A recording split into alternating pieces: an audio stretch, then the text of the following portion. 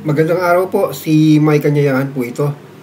Ang pag-uusapan po natin ngayon ay ang batayang tuntunin ng Stoic, ng pilosopiyang Stoiko. Sa English ay Stoic Philosophical System. Pag sinabing philosophical system, ito ay isang organized thought na merong may pinagmumulan kung bakit sinasabi yung isang katotohanan. Maraming mga philosophy na wala namang philosophical system, no? May iba diyan, mga random thoughts, no? Pero when it comes to to mga malalaking mga higanteng mga kaisipan pagdating sa filosofiya, kadalasan binubuo ito ng isang system of thoughts, meaning may ang tawag dito, may ibang areas na tinatalakay at konektado ito sa mga areas na yun. So, dito sa Stoicism, capital S, no? Stoicism, no? Ganun din, no? May philosophical system ito na pinagbabatayan ng kaisipan, katotohanan at paniniwala ng mga Stoiko. Sa mga hindi pa nakakaalam kung ano ang Stoicism,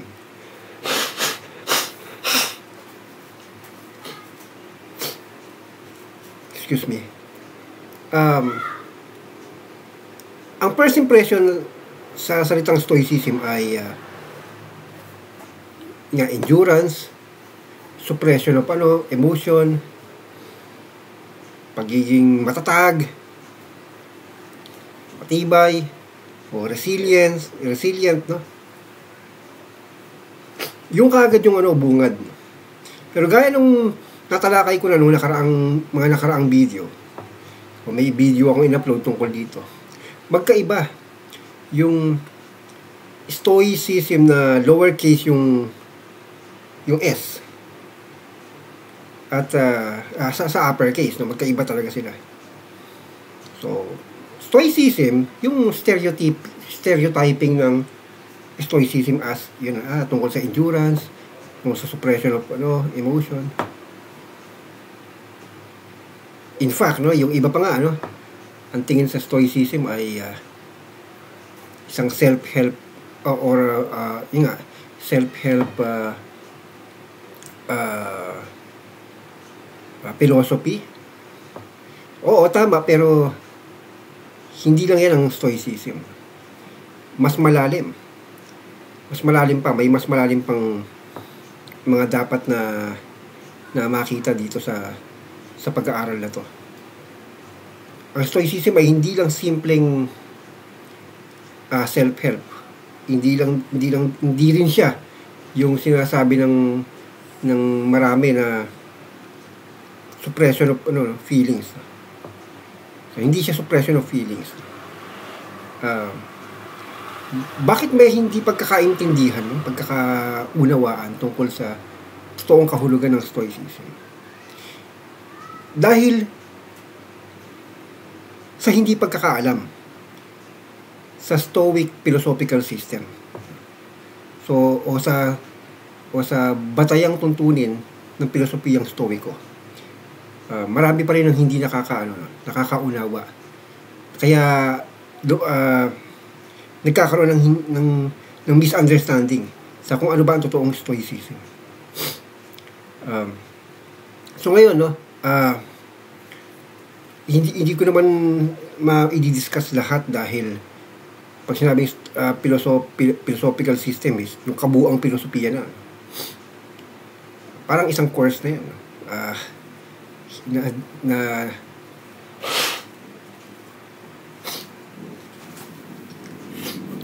na may mga session, napailang session yan bago matapos.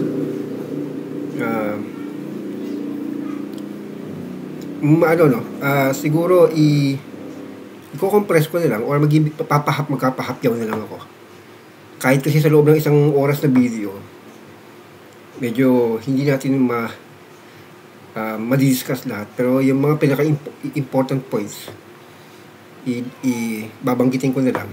At yung mga hindi na kailangang banggitin o hindi kailangang pagtuunan ng pansin, i-omit ko na lang dito. So, sige, ganito. Ngayon, dito sa sa sistema, sa philosophical system ng Stoicism, para maintindihan natin, may binanggit si Epictetus on how we can deal with it. So, sabi niya, sa Stoicism, itong dapat mong malaman. Halimbawa, huwag kang magsinungaling. Hindi natatapos doon. Dapat malaman mo bakit hindi ka dapat magsinungaling.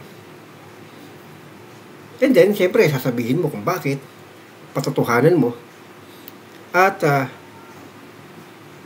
dapat ipakita mo yung proof bakit ito totoo. O bakit totoong bakit totoo yung dahilan na hindi ka dapat magsinungaling. So, tatlo. Sa Stoicism, huwag kang magsisinungaling. 3. Bakit? 2. Bakit? 3. Ano yung proof kung bakit? So, yun. Dito papasok yung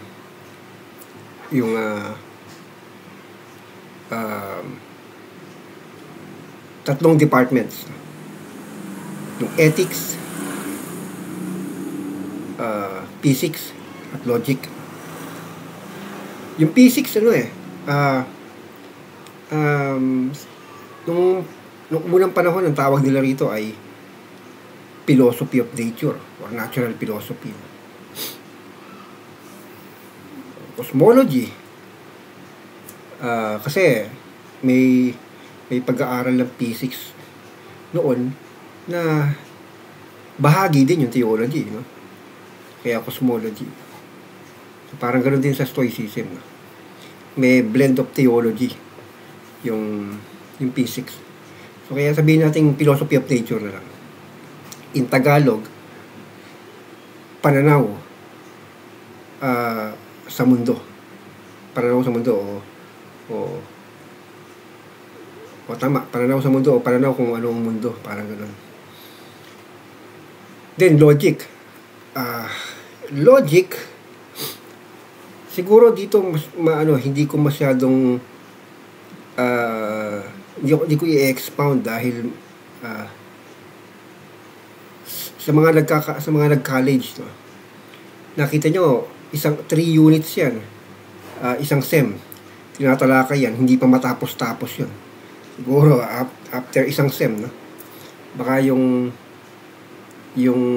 subject nyo na logic hindi pa natapos. Mga ilang subjects pa yan kung philosophy yung course mo, no? So hindi ko maano. Dahil ang logic, no, ang logic ng Stoicism ay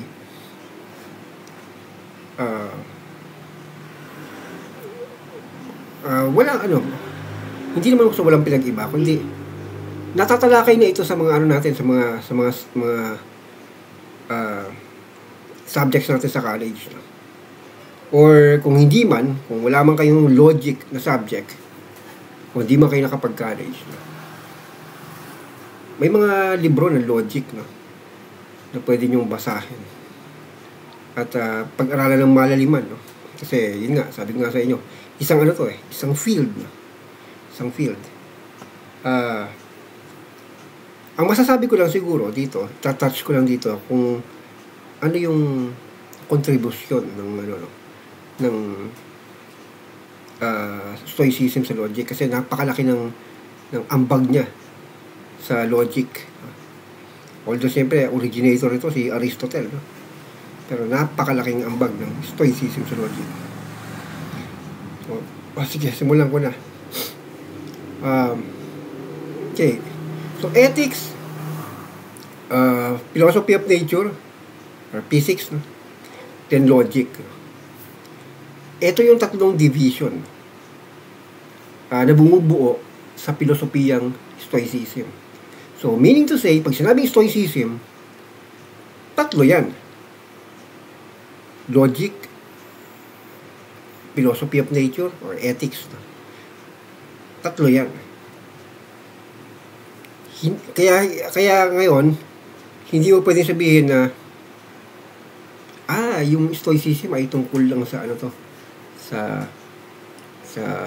pagpipigil sa sarili. Ito ay tungkol lang to sa pagiging ano no, matapang, malakas ng loob. Tungkol to sa wisdom, tungkol to sa paano tayo mamuhay. It's a way of life. No? Hindi lang siya ethics. No? Meron din siya philosophy of nature. In fact, sa philosophy of nature, may theology rin doon. Sabi sabihin, may philosophy of religion na rin doon. No? At sa logic, napakalalim, no? Napakalawak. No? So, yun. Okay, ano bang pinakamadaling salita para ipaliwanag yung ano no, yung philosophical system ng stoicism? May mga rekomendasyon ng mga early Stoics or early Stoic philosophers tungkol sa paano maipaiintindi yung philosophical system na ito. Ito ay sa pamamagitan ng analogy. Sinasabi nga dito na kung ihahalimbawa ang stoicism sa living being, no? Sa nabubuhay na living creature, no? Sa nabubuhay na nilalang, no? Yung logic daw, siya raw yung mga buto natin. Bungo, buto, skeleton. Yan daw yung logic. No? So yung logic parang daw yan yung skeleton natin. Then yung ethics, siya raw yung mga laman at dugo natin. Yan. At yung philosophy of nature or physics, siya daw yung kaluluwa natin o yung diwa. Yung psyche natin. Pag sinabi kasing kaluluwa or soul, no? Nung panahon ng ancient Greece, hindi ito yung kaluluwa na nakikita natin sa mga horror, no? Nag-uusap tayo ng parang spiritual na entity. Although para sa mga Stoic, later babanggitin ko na hindi yung soul na to ay hindi parang incorporeal entity. Hindi ito supernatural. Para sa mga Stoics, natural to. Part of nature, matter, no? Totoo yung soul. In fact, perishable pa nga, no? May perishable at non-perishable.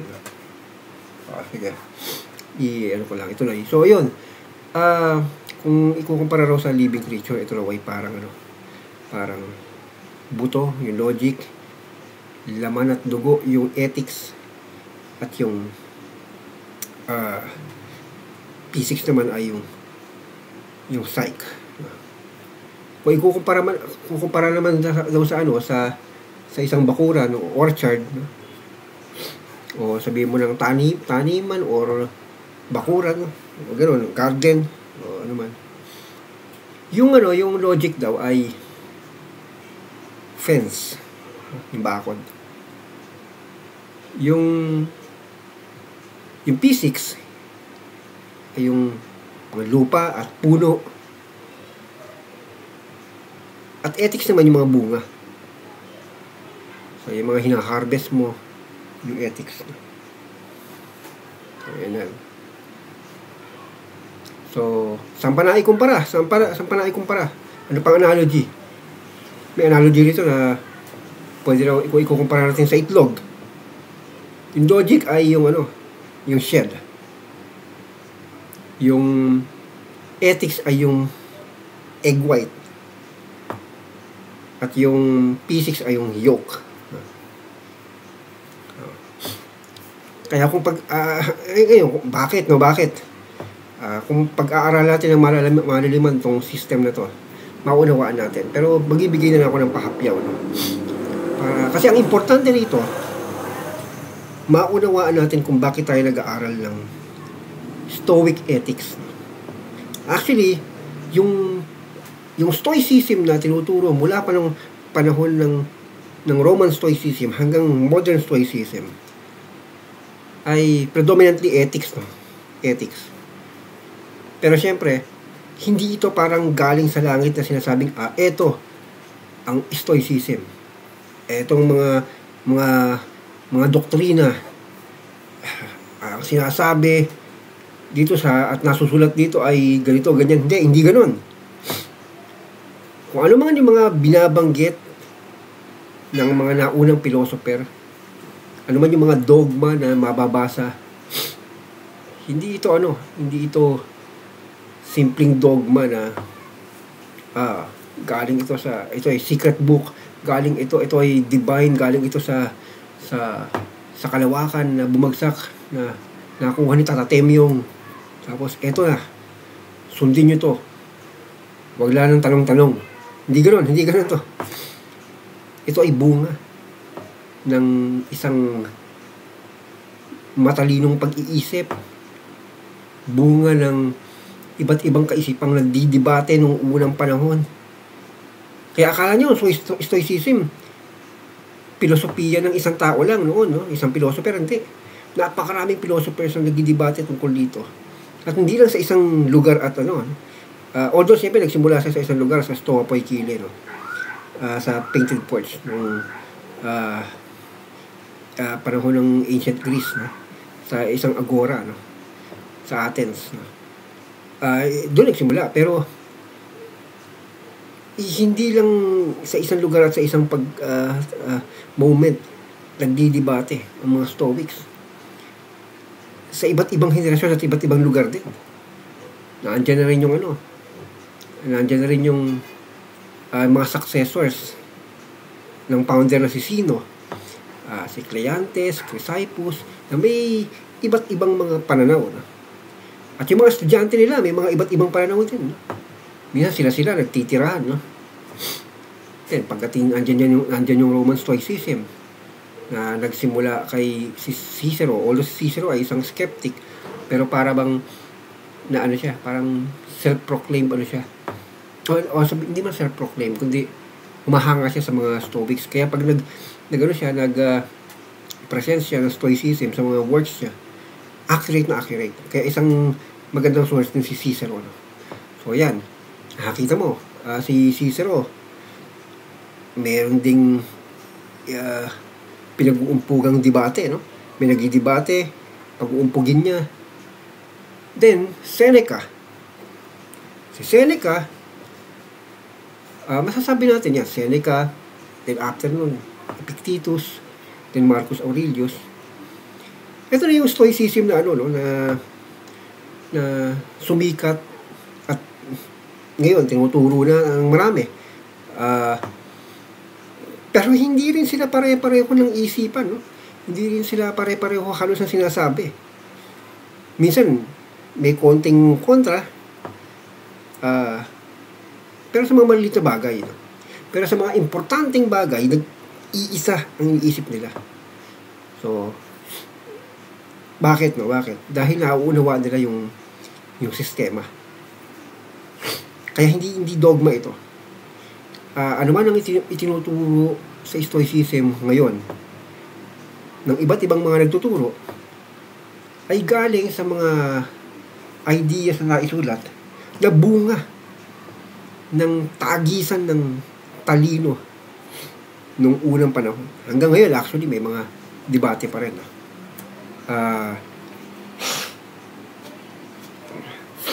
May mga iba't ibang paraan, yung iba, para unawain ng Stoicism. At iba't ibang paraan para ituro ang Stoicism. Ganon din ako, no? Meron din akong paraan ng pag-unawa sa Stoicism na sinishare ko ngayon na maaaring iba sa pag-share ng iba. Maaaring iba ang paraan ng isang foreign Stoic ng pagtuturo kumpara sa paraan ko. Dahil magkaiba rin kami ng paraan ng pag-unawa o nagkaiba yung translation na ginamit namin. Maraming factor, no? Dahil hindi siya dogma, no? Although dogma, hindi siya dogmatic, although may dogma tayong pinag-uusapan dito. Pero hindi ito yung yung parang out of nothing. Ito, sundin nyo. Hindi. Bunga ito ng mayamang kaisipan, ng lohika, pisika, at etika, no? So ayun, doon natin maipapaliwanag sa pamamagitan ng analogy. Pero ngayon, sige, pumunta tayo sa medyo malalam yan. Let's get deeper, no? Okay, gaya sinabi ko sa Stoics, as a logic, i-touch ko lang yung mga importante. Then proceed tayo sa philosophy of nature, na dahil may mga importante rito dapat malaman nyo ngayon, then ethics, no? Okay, yung logic, ito rin yung logic na pinag-aaralan nga natin ngayon, no? Pero yung Stoic logic na may malaking ambag sa logic natin ngayon ay highly empirical. Dito sa mga Stoic nagsimula yung idea ng tabula rasa. Siguro narinig nyo na yung tabula rasa, no? Ito yung ito yung blank na page, no? Na kapag may dot ka na na nilagay, nakikita mo yung dot, no? Hindi parang blank tape na lang, blank tape, no? Tabula rasa. Kasi mahirap nung unang panahon, kasi parang hirap unawain. Kasi dati yung example nila parang wax, no? Pag idinikit, hindi na matatanggal. Ito na, naka-attach na, no? Sa blank na page, no? Tapos lagyan mo ng wax. Ganon. So siguro sa mga kahenerasyon ko na inabutan pa yung tape, no? Yung tape recorder nung araw, no? Pag nag-record ka, diba? May blank tape na binibili, no? Pag nag-record ka, ni-record mo na yun, doon na yun. So, pero bago mo i-record, blank yun. So, yung unang ni-record mo, napakalinaw, no? Napakalinaw. Diba? Yun, ganun. O, ngayon, blank na no? Blank na SD card siguro. O USB card, no? O memory card, blank na memory card. At pag nag-save ka doon, sa memory na yun, doon na yun sa memory, no? So, ganun. Ang idea dito, doon sa tabula rasa na yun is,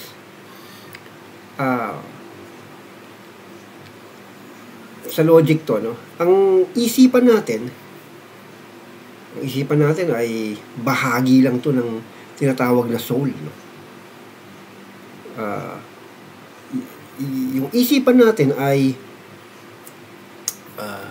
blanco, pero grabe ka, may magnet yan pagdating sa kung ano yung unang didikit na impression yan Yon, impression yung term ng ano, no, ng mga Stoic dito sa knowledge na pumapasok doon sa blankong isipan. So, halimbawa, no, wala kang kaalam-alam, no, pero may nakita kang isang puno, no. Hindi mo pa siya pinangalan ng puno, pero nakita mo itsura ng puno. O sige, wag na, ano, may nakita kang libro, no? Tapos yung libro color blue.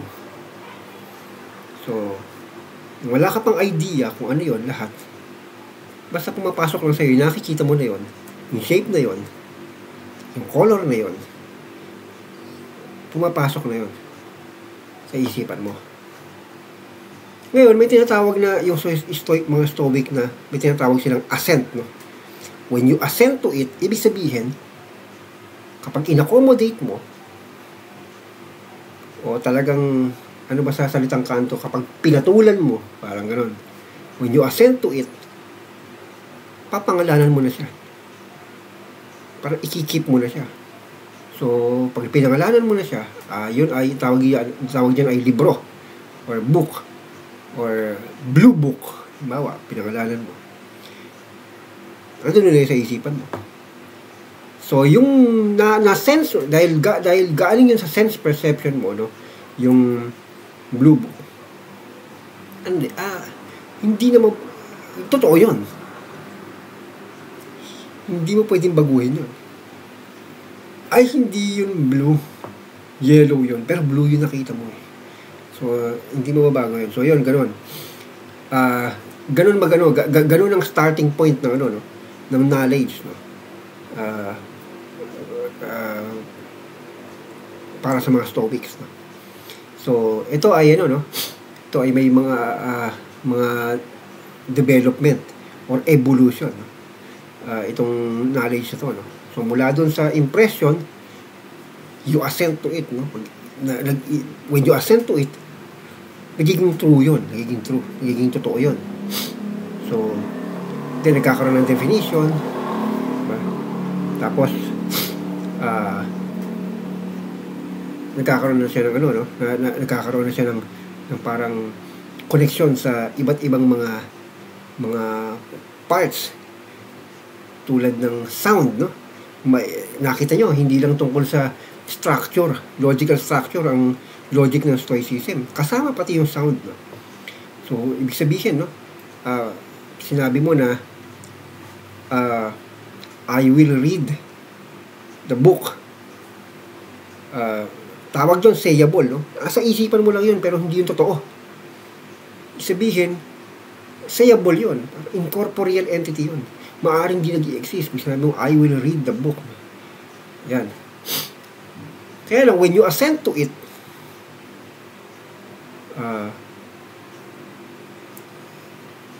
bubuklatin mo yung libro.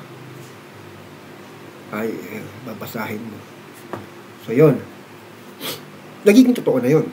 Kasi meron ng involved na action or para bang impulse na totoo to. So, kasi may ano, no? Lalo na pag sinabi mong I will read the book, no? Kasi ang sound may impluensya. Sabihin, yung sound matter din siya. Ang matter merong cause, nagko-cause yan ng movement. So, kapag may nagsabi nito na bawa, this book is blue. So, marinig mo, titingin ka, yung attention mo, mapupunta ron, mariregister sa iyo. Then, sasabihin sa iyo, get the book. Parang gano'n. Parang merong influence sa iyo. May domino effect. It moves you. It causes you. Yung sound na yun.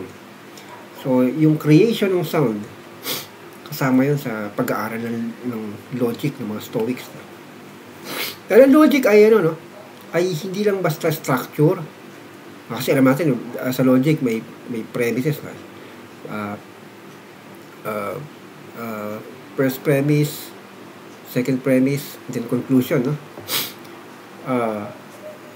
Hindi, may maraming malawak din ang Stoic logic, no?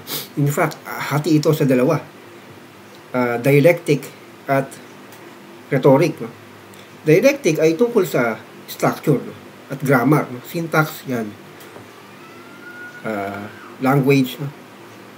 Rhetoric, ito yung tungkol na sa presentation, paano mo i-persuade yung kausap mo na totoo yung sinasabi mo, yung mga paraan kung paano ka makipagdebate, yan. Diyan pinag-uusapan yung mga logical fallacy, then yung mga paano magpalitan ng mga kuro-kuro, mga rebuttal, etc. Yan, pinag-aaralan yan sa Stoic logic. So anyway, no, sige, hindi ko na i-touch, no, malalim, no. So engaged ang mga ang mga Stoics sa logical development dahil napaka-importante sa kanila ng logic. Dapat maging logical ka. In fact, nagkaroon sila ng kuro-kuro tungkol sa ano ba ang mundo? Ano ba ang katotohanan sa mundo? Ano ang kalikasan? Kalikasan natin, lahat-lahat nang dahil sa logic. So yung bunga ng logical ng logical endeavor ng mga Stoics ay yung pananaw sa mundo. At mula ron sa pananaw sa mundo ay inianak din yung isang filosofiya tulad ng ethics, no? Kasi kung nagkaroon ka ng pananaw sa mundo, nakita mo yung katotohanan sa mundo, sa paligid, sa ginagalawan mo, sa mundong ginagalawan mo. Ngayon, so what? Anong gagawin mo? Paano ka, how will you deal with it, diba? So, siyempre, paano ka mabubuhay sa ganito katotohanan? Nandun yung ethics to, dinerive mo yun, yung ethical truth na yun doon sa physics, no? So, ibig sabihin, dahil sa logic, nalaman ng mga Stoics kung ano ba ang totoo sa mundo.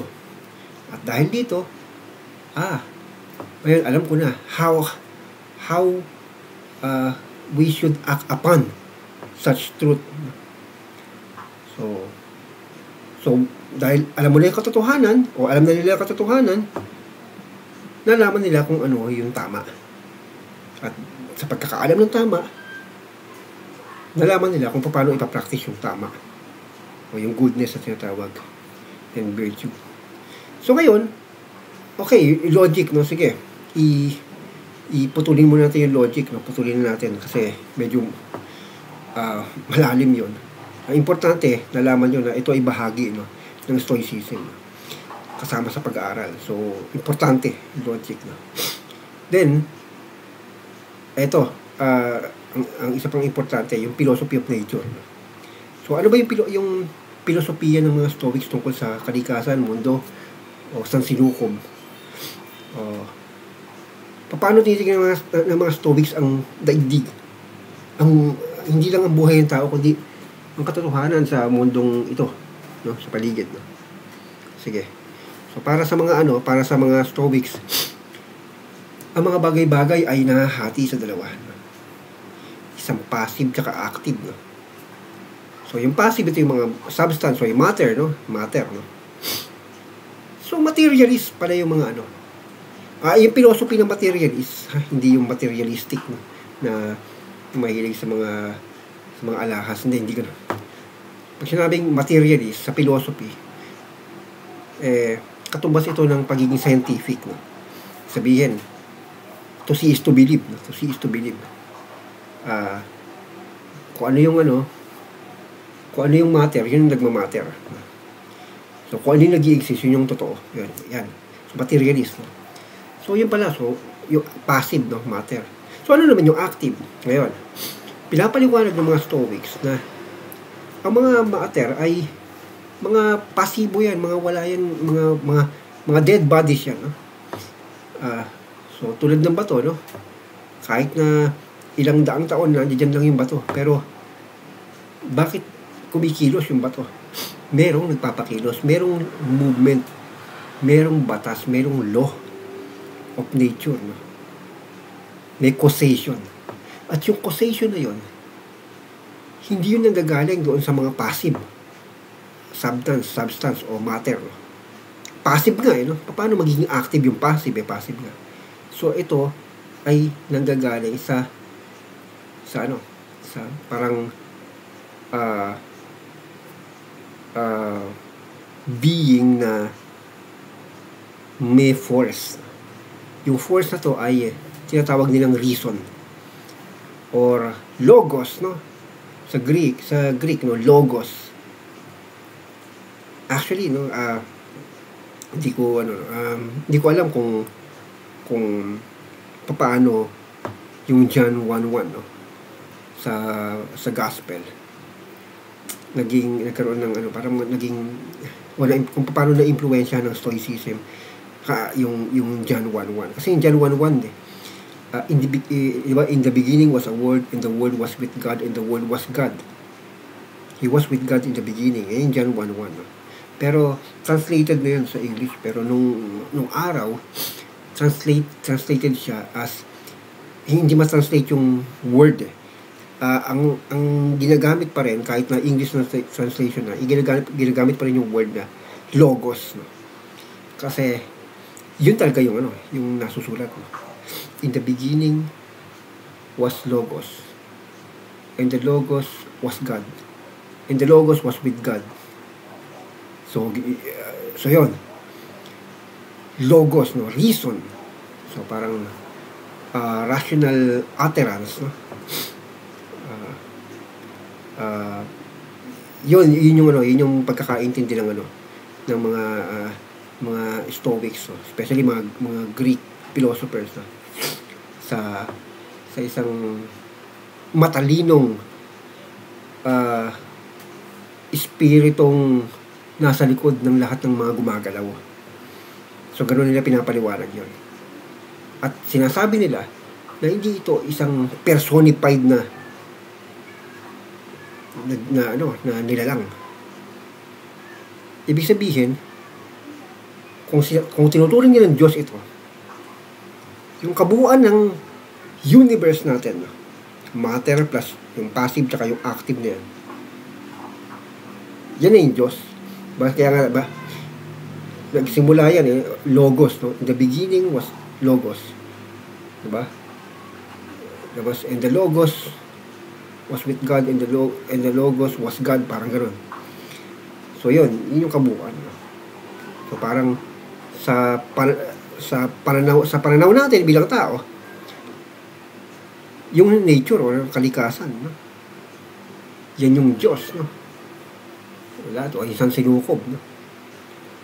Isang napakalawak na force na yan. So ganoon. Merong isang naghahari dito. Ang tawag nila reason. So yun. At yung reason na to ay hindi ito basta parang fixed, no? Nanganganak ito. At yan ang dahilan kung bakit nag-i-expand yung universe, no? So dahil no? Parang buhay ito. Nagko-flourish ito. Ang tawag nila rito ay logos spermaticon or seminal reason. Seminal reason. So yun. So, kaya tayo bilang bahagi ng kalikasan ng mundo ay parang nakita mo yung clay, no? Yung clay. Pumiranggot ka dyan. Parang ganoon lang tayo dyan. So ngayon, kung anong merong reason tayo, psyche o diwa, yan ay bahagi lang ng seminal reason. Yun. So ngayon, hindi ito parang yung kaluluwang espiritu na hindi matter. Matter to. Yung diwa natin. Kasama sa utak natin ito. Yan. So yan. Ganon ang paniniwala ng mga Stoic. Kaya yan, nagkakaroon tayo ng kalikasan na mag-reproduce. Kaya nga sabi nila, ano bang bahagi? May mga parts, no? May 8 parts ang ating psyche, diwa o soul kung tawagin. Na tayo ay bahagi ng seminal reason, no? Nung world soul kung tawagin, world soul. So individual soul, meron tayong parang ganun din, no? Ang matter, yung mga katawan natin lahat. Pero nakita mo bakit? Sabi, humihinga tayo. May nagpapagalaw sa atin. Bakit nag-iisip tayo? Pag gusto kong ipikit, pipikit. Gusto kong dilat, may nasusunod. No? Yeah. Ganun din. Ganun din sa buong mundo. So, sinasabi natin, meron tayong kaisipan. Ganun din ang mundo. May kaisipan. Ganun lang kadali yun intindihin. Kung tinitignan mo tayo, bilang tayo, matter, o ayan. Matter, no? Totoong tao, fresh. Totoong, So, yung dugo natin, kung wala sa bahagi natin, ka ng dugo, hindi nagagalaw yun. Titigas na yun. Ganun din laman natin. Bubulok na yan. O yung kamay natin, putulin natin yung kamay na yan. Tingin mo, gagalaw pa ba yan? Hindi na. Pero dahil nakakonekta sa atin, magalaw tayo dahil kaya natin pagalawin, no? May isipan tayo. Ganun din yung buong mundo dahil tayo ay bahagi lang din ng mundo. So, yung reason natin ay bahagi lang din ng world soul, o yung soul natin bahagi lang din ng world soul. So, at merong 8 parts yung soul natin. Ito yung 5 senses natin. Tapos yung ability natin na makapag-reproduce. Tapos speech, no? Yung pag-produce natin sound, no? Yung kakayahan natin, yung faculty of sound natin, tsaka reason, no? So 8 parts. May 8 parts. So yun. Ngayon, itong soul natin ay perishable, no? Kapag namatay tayo, ito lang may pinagdebatihan dito. Sabi ni Cleantes, no? Pag namatay tayo, yung soul natin nananatili, buhay hanggang sa conflagration. Conflagration, ibig sabihin, yung darating yung panahon na yung mundo ay masusunog, yung universe, no? Yung sansinukob, katumbas ito ng paghuhukom, no? Susunugin to ng apoy. Kasi para sa mga Stoics, no? Lahat ng bagay, no? Universe ay nanggaling sa apoy, no? Galing sa apoy. So, di ba, diyan nag-ugat yung paniniwala natin, yung theory of Big Bang, no? Sa mga Stoic beliefs na yan, na nanggaling sa apoy. At sa apoy din babalik ang lahat. So, diyan din diyan din derive yung mga apocalyptic na mga literature, no? Sa paniniwala ng mga Stoics na balang araw ang tawag nila doon ay conflagration. Darating yung conflagration. So para kay Cleantes, no, na successor ni Zeno, tayo ay pag namatay, yung soul natin ay mabubuhay hanggang sa conflagration. Pero sabi naman ni Chrysippus, pwede namang makasurvive sa conflagration. Pero tanging yung mga sage lang, yung soul ng mga sage, o ng mga, sabihin mong mga pious, yung mga perfectong mga stoic, mga virtuous na tao, mga wise na tao, sage ang tawag nila, yung perfecto. Tanging mga sage lang yung makakanampas dyan, mabubuhay. Pero yung mga kahit wala pa yung conflagration, perishable yung soul. So parang malapit dun sa ano, no? Sa sa concept ng afterlife ng mga Kristiyano, no?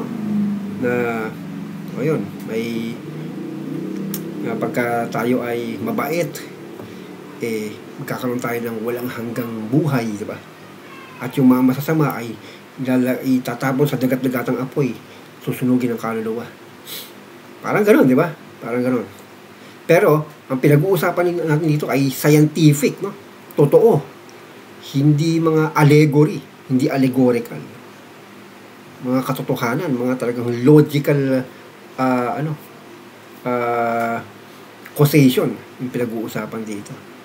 So kaya nga medyo kikilabutan ka kung wala pa yung kaisipan ng mga Kristiyano tungkol dito. Hindi pa nakakapag-isip si Leonardo da Vinci ng mga gandang imahe ng mga heaven and hell. Pinag-uusapan ng mga Stoics yan. Hindi sa paraang supernatural, kundi scientific. So, yun. Kaya malalim to, sa totoo lang. Ako bilang Stoic, no?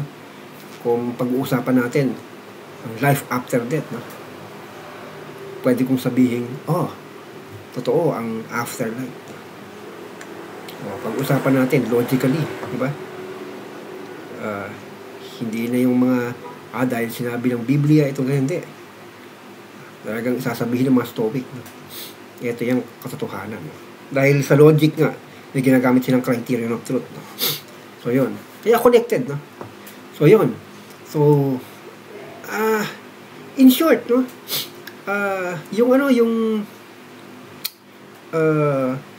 itong paniniwala ng mga Stoics tungkol sa mundo, no, ay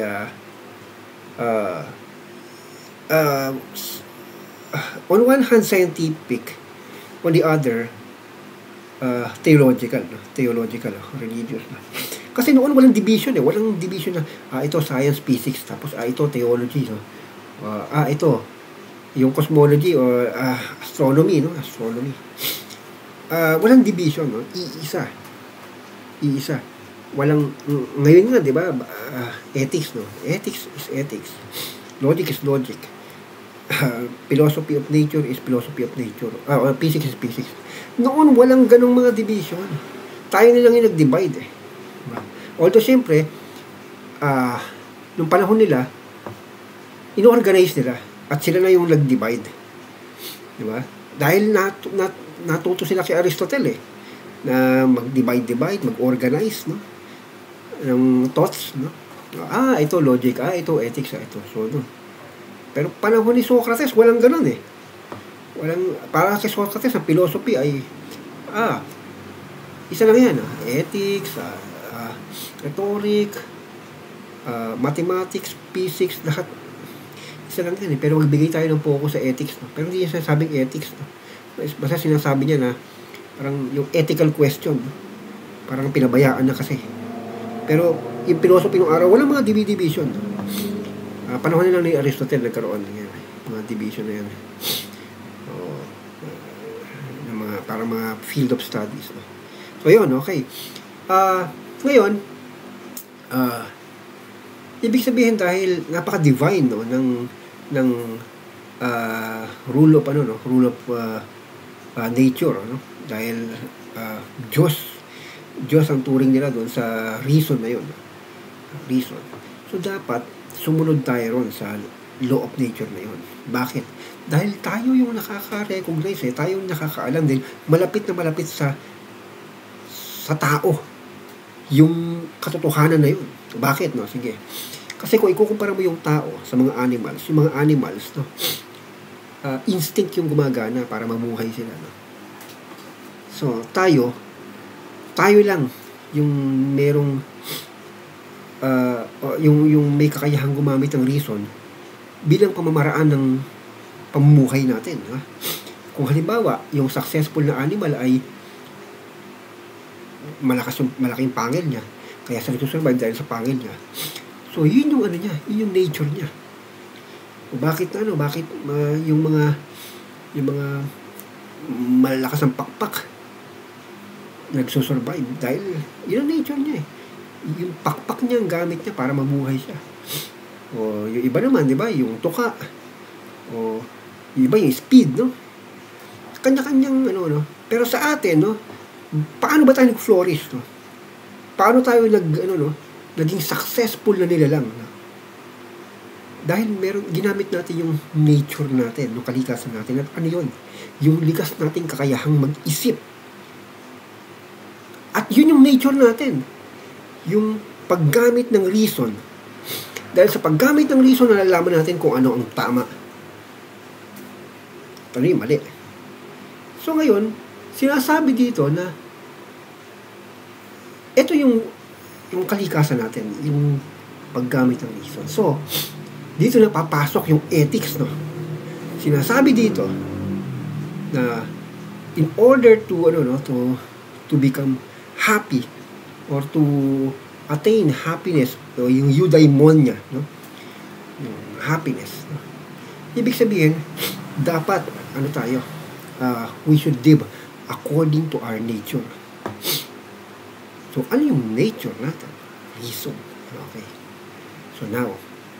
So dito papasok yung ethics, no? Yung katotohanan sa pagkatao natin na. So kung alam na natin yung mga Stoics yung mundo, ano yung katotohanan sa mundo. Although yung mga binanggit ko, puro pahapyaw lang, no? Summary lang yan, no? Marami pa lang yung dapat pag-usapan dyan, no? Pero sa pagkakaalam ng katotohanan sa mundo, nalaman mo yung katotohanan sa pagkatao mo o sa kalikasan mo o sa katotohanan sa pagiging nilalang mo. So, na panggamit ng reason ay ang kalikasan natin. So just follow or so live according with nature. It means live according with reason. At pag sinabing reason, rule of mind yan. Mind over matter. Mind over body. Ito yung rule of mind over our emotion. Yung mga emotion natin, yung mga tinatawag na passion, no? Ito ay bahagi ng katawan natin, no? Natural lahat yan. So, kung ano mga nararamdaman natin, takot, pangamba, excitement, greed, desire, lahat yan. Lahat yan ay mga tinatawag na indifference, no? Hindi masama, hindi rin mabuti. Ang nagpapasama na lang dyan, depende sa ginagawa mo, depende sa act mo, no? So, halimbawa, no? Yung sinasabi dito na may pleasure and pain, no? Dichotomy, no? Sinasabi ng mga Epicureans na yung pleasure, yun yung good, yung pain, bad yun. Pero para sa mga Stoics, hindi. Neither good nor bad yan, mga yan. So, bawa, yung pain, no?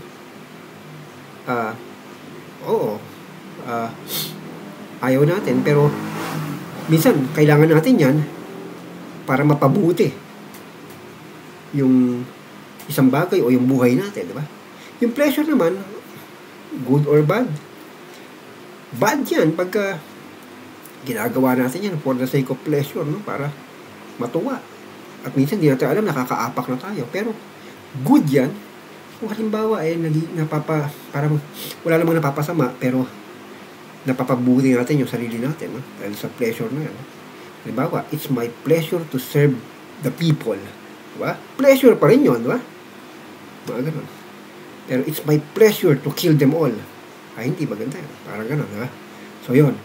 So, ngayon, para sa mga, sa mga Stoics, yung importante ay yung virtues. No? At yung goodness. At ito ay, na-achieve, no? Kung yung tao ay wise, no? Sa paggamit ng reason, nalalaman mo kung ano yung tama, no? Pero, syempre, hindi kasi hindi natin kasi kontrolado yung mundo. So, dahil sabi ko nga sa kanina, yung to live according with nature, it means alipin tayo ng kalikasan natin. Maraming bagay ang di natin kontrolado. Ang tanging kontrolado lang natin ay kung paano tayo mag-responde doon sa mga nangyayari sa bagay-bagay.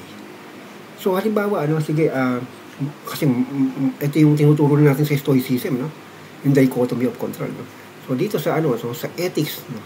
Sa ethics ito, na binunga ng kaalaman ng mga Stoics tungkol sa katotohanan sa mundo. At dahil para mabuhay na maigi, kailangan natin na sundin ang kalikasan natin. We should live according to our nature. No? Or in harmony with nature, actually. In harmony, dahil bahagi tayo ng mundo. No? Ibig sabihin dito,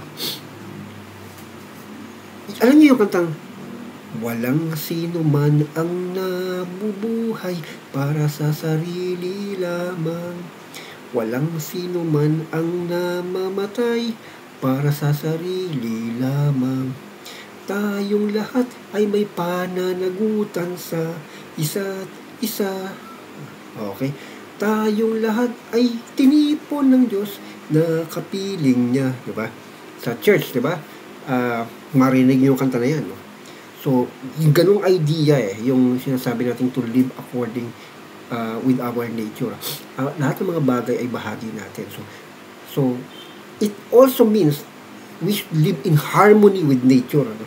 Pag sinabing nature, lahat yan. Hindi lang tayo, pati yung ibang nilalang. We should live in harmony with the rest of animals, plants. Ganon. Bahagi tayo. Hindi lang ng bahagi tayo isang malaking community. So that's why, no? At tinitignan natin ang isang komunidad, no? Bilang isang katawan din natin yan. Ang komunidad. Ang bansa. At ang buong mundo. Ang lipunan. So, kaya nga, kaya we should not kill each other. Para sa mga Stoics, no? In fact, no? Sabi nga ni, ni Marcus Aurelius, no?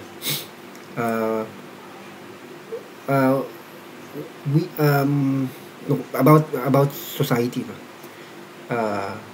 Dahil social being tayo, we should dalawa lang yung natin yung role natin, no?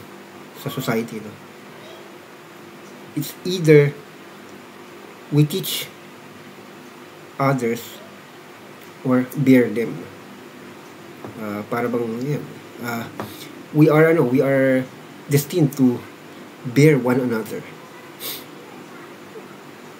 or teach one another, no? Kasi magkakapatid tayo lahat. Isa ang ating ama. Hindi ang yung seminal reason yung para sa mga Stoics, no? Kalikasan, no? So, kaya hindi ako nabubuhay para sa sarili ko lang.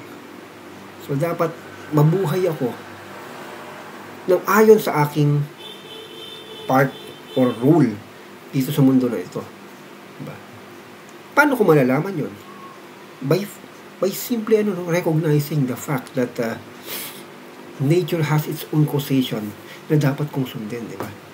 Tulad ng halimbawa ng ilog, ng stream o agos sa ilog, no? Kukontrahin mo ba yung agos sa ilog? Hindi. So kung may boat ka, di ba? Mas mapapagaang ang buhay mo kung magpapatangay ka. So ngayon, kung pupunta ka sa kabilang direksyon, di ba? At huwag kang mag-boat. Maglakad ka pa. Kasi ngayon, alam mo na yung causation, yung causation nun, pag gano'n yung stream. No? So yun, kaya nga, di ba, nagkaroon ng mga magagaling na navigator sa kasaysayan. Dahil sa pag-follow ng law of causation sa dagat. No? So, gano'n din tayo sa buhay. No? We should live according to our nature. Si Seneca merong binanggit o na recommendation, no? Kung paano natin susundin ang ating kalikasan, no? O paano tayo mabuhay, no?